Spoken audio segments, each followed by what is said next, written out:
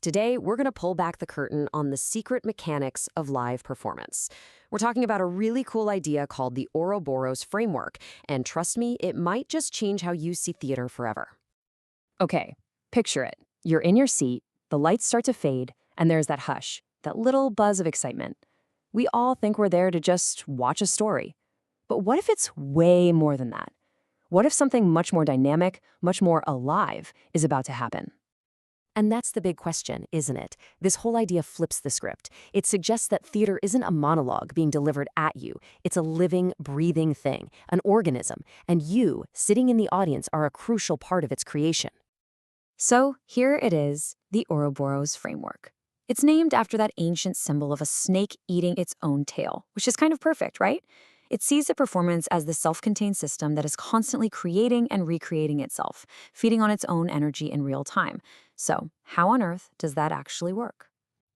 It all starts right here, with what is basically the heartbeat of the whole system, that invisible electric connection between the performers and the audience. The fancy term for it is an autopoietic feedback loop. Now, autopoietic is a term from biology for systems that can basically build and maintain themselves, like living cells. So this feedback loop, it's the living circuit that brings the whole theatrical organism to life, and it's powered by every single person in that room. And here's how that loop works, step by step. First, an actor makes a choice on stage. That's the bite. Then you react. You laugh, you gasp. Maybe the room gets so quiet you can hear a pin drop. That reaction creates this wave of energy, and it doesn't just disappear. It flows right back to the stage, and the actors feel it.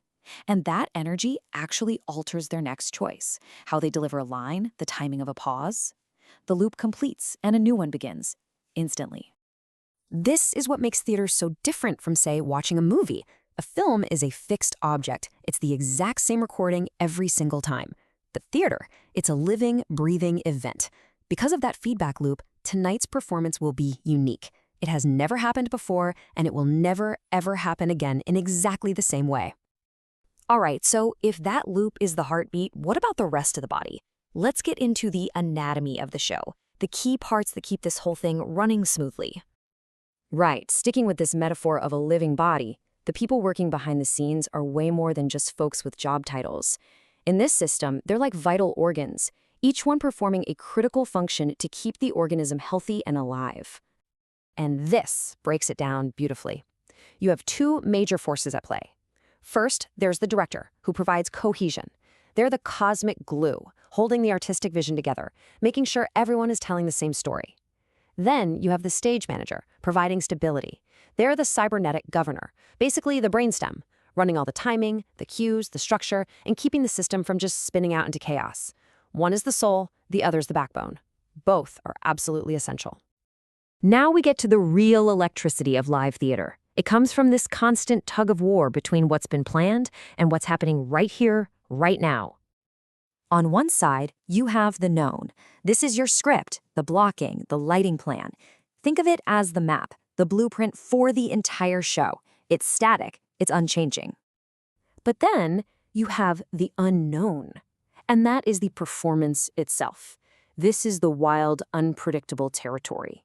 It's where an actor forgets a line, a prop breaks, or a crazy audience reaction changes everything. It's where chaos can creep in, and the system has to adapt on the fly. And that's where the magic really is.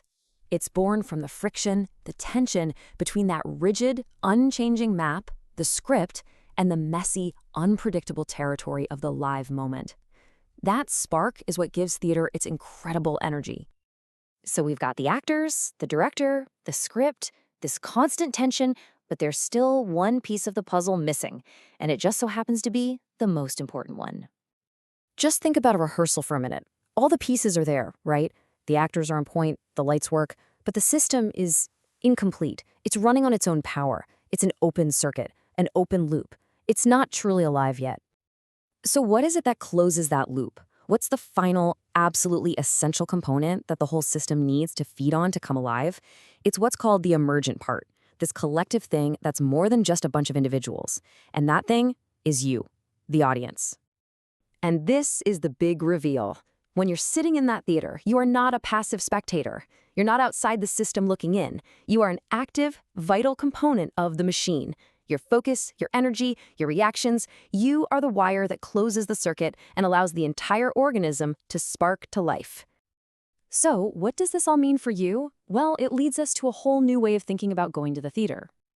The next time you're sitting there and the lights go down, just remember this. You are not just watching something. You are part of something, a living system. Your attention is its fuel. Your presence matters. So the real question becomes, what kind of energy are you going to feed the beast tonight?